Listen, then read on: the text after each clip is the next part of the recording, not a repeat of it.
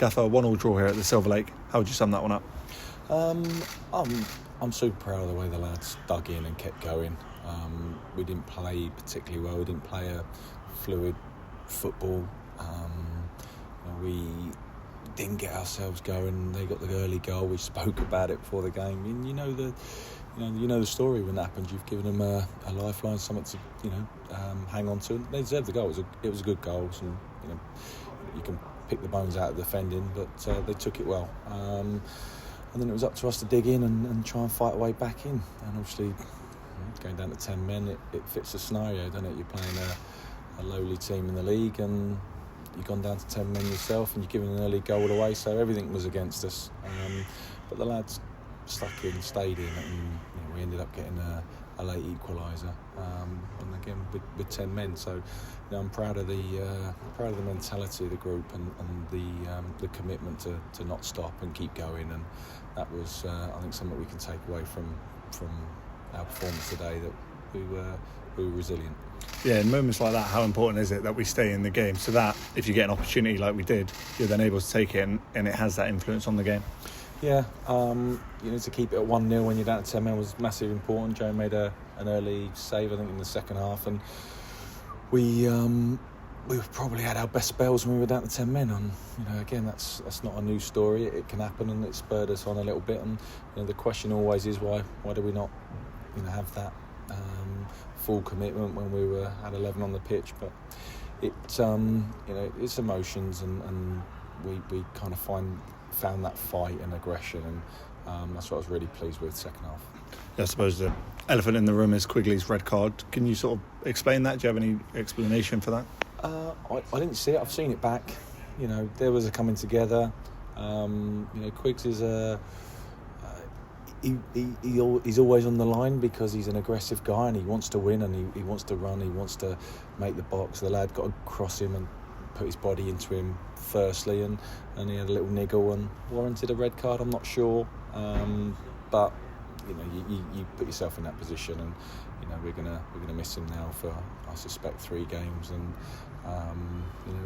the squad isn't massive, and we understood that at the beginning of the season, and we won't be the only club this season to have players missing through suspension. So we'll roll with it and roll up our sleeves and look to improve on what we can improve on. Following that, what's the emotion? How are you feeling? Well, you go straight into game mode. For us, it's right, how can we organise? How can we still be an attacking threat with one less striker? So, Max was on the pitch at the time. We'd brought him on as a 10 to try and sort of connect us a little bit in midfield and get opportunities and deliver balls for our 2 strikers. And it was obvious for us then just to try and keep him up top with Macca and keep a bit of pressure on them, and ultimately it paid off. It was Mags that got won the penalty, if you like, and dispatched it in a calm manner. Yeah, and in the dressing room after that, how's everyone feeling? Is it relief? Is it frustration? A bit of everything? I think there's frustration. I think there's question marks in the group about why didn't we reach the levels we reached midweek. We spoke about our performance at Aldershot, which gave us motivation going into the midweek game at Dagenham, and we deserve so much more from the game at Dagenham. We couldn't reproduce that level of performance today, and obviously we're missing Jake Taylor and Richard Brinley through suspension, so they'll be back next week, 2 weeks' time.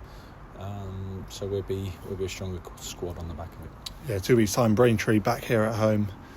Again, you've got that time now to sort of see how the lads are doing, sort of pick out the ones who maybe need a bit of a rest and use that time productively.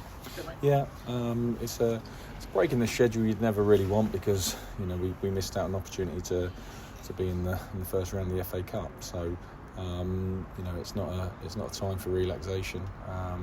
We give a couple of days imminently to recover, because we've played a few games, and as I say, we've got a small squad and we've got a couple of niggles in the squad as well. So we'll take the early part of the week, and then we'll get to work later in the week and look at what the schedule looks like over the weekend. So and then it'll be a normal week going into the Braintree game.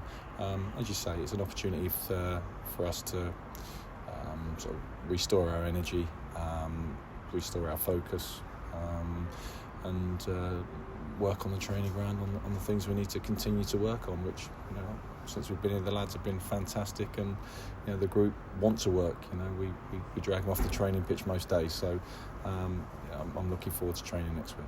Cheers, Gaffer.